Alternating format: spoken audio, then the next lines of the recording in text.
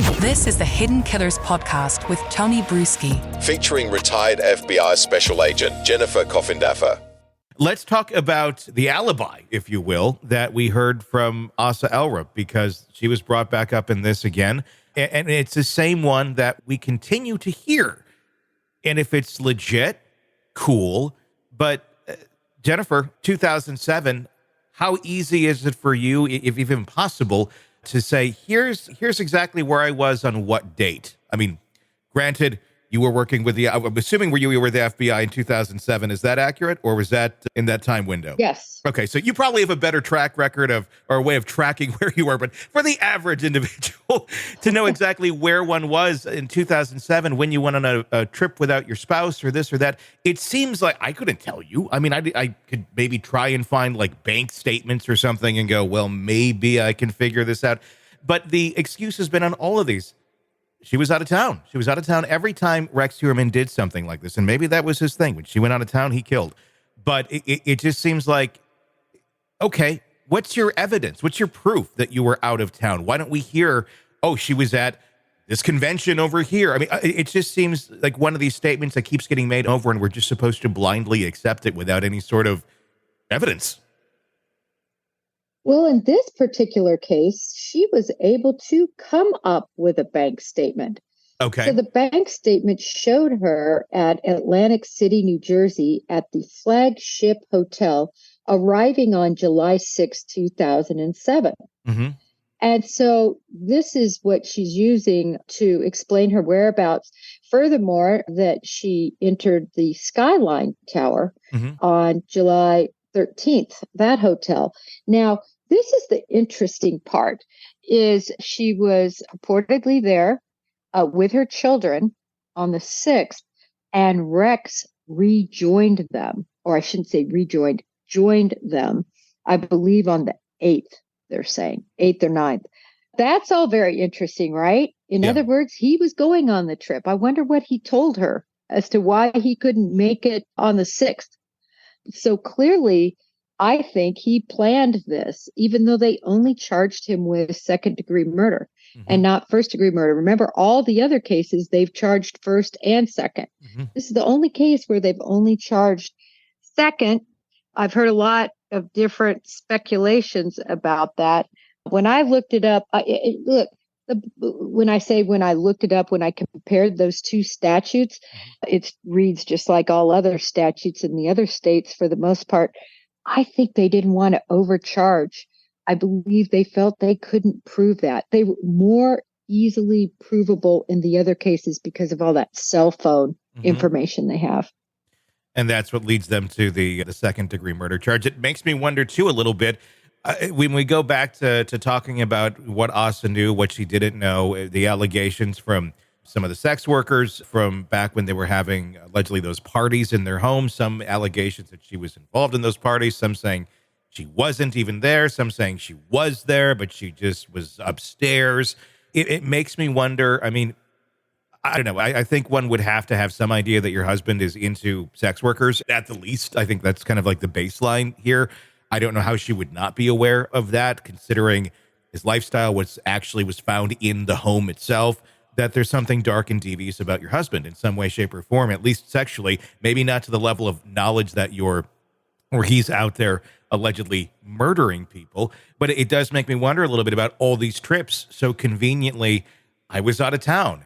Okay, were you out of town because he said, hey, honey, go out of town. I'm going to go, satisfy my screwed up appetites over here. And she's thinking, well, maybe, he's going to go have sex with sex workers, but maybe not to the idea of she's going to have sex with sex workers that they're going to end up at the beach a couple months down the road.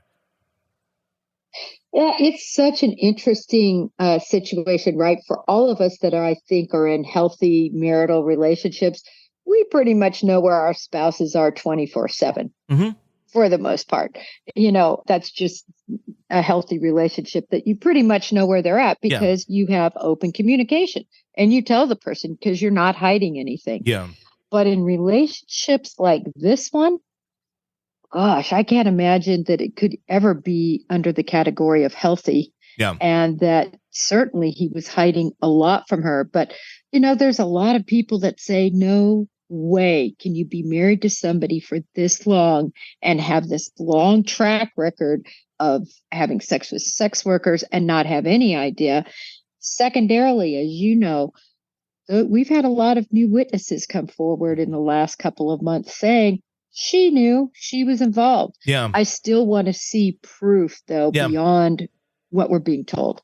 I agree. I mean, I think that should come to light here. I do wonder, though, okay, again, as far as we know right now, and it's been sitting like this since he's been arrested, there hasn't been a in-depth questioning of Asa Ellerup, and that's directly from her attorneys stating that. I haven't heard any new updates since that statement's been made, and if I'm wrong, I'm wrong on that, but the last one I had seen was that they had not sat down and talked with her, which seems just utterly ludicrous to me, considering the extreme charges that are against her husband. Why would you at least not want to sit down and find out something that would at least help in the prosecution of him? I don't know. I mean, it then starts to make me wonder, because there were some police allegedly involved in some of those sex parties, does she have knowledge of things that people just don't want to touch her? Like, well, let her be. Let's kind of let her be over here, do her thing, and we don't really need her for anything. We know she didn't have anything to do with the murders, but she starts talking, more names may come up. I mean, obviously, we know about the corruption that existed with the police there several years ago with the former police chief. Right. Tony, the one thing that really doesn't make a lot of sense is when you read these court filings and you read these documents, it seems very clear they have had some conversations with her, definitely because of the detail, right, that we're seeing. So there's kind of this contradictory statement that's floating around. However, I think she has been cooperative. That's what they've said. And we just have too much detail to show otherwise. Remember, the police also are working with all that search warrant information. We have no idea what is really in that. But I don't know about you, but that looks like a hoarder pack rat house. And I'm not at all surprised they're able to find copies of things from '07. That's true. In that house, you're right. And it also actually lends a little more credence to the idea of the hairs of Asa and the daughter being on some of the bodies. Look at the house. I mean, there's probably hairs on everything in that house, quite honestly. It was a hoarder house prior to the investigation and prior to them going in and going through it. It's a hoarder house after. It's something that I don't think would necessarily has changed in much any way, shape, or form.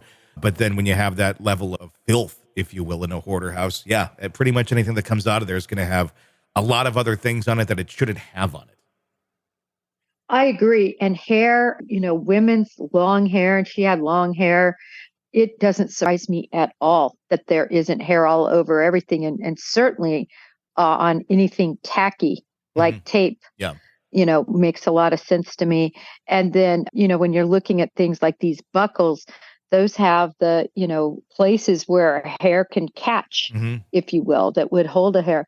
So I'm actually really not surprised if they were living in a clean, they had a maid coming twice a week, this was not that. And so it doesn't surprise me that there was transference.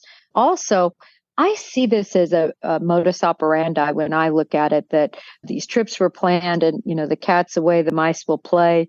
I think what has a lot of people questioning that are these new witnesses that have supposedly come forth with all that information that they provided to that attorney.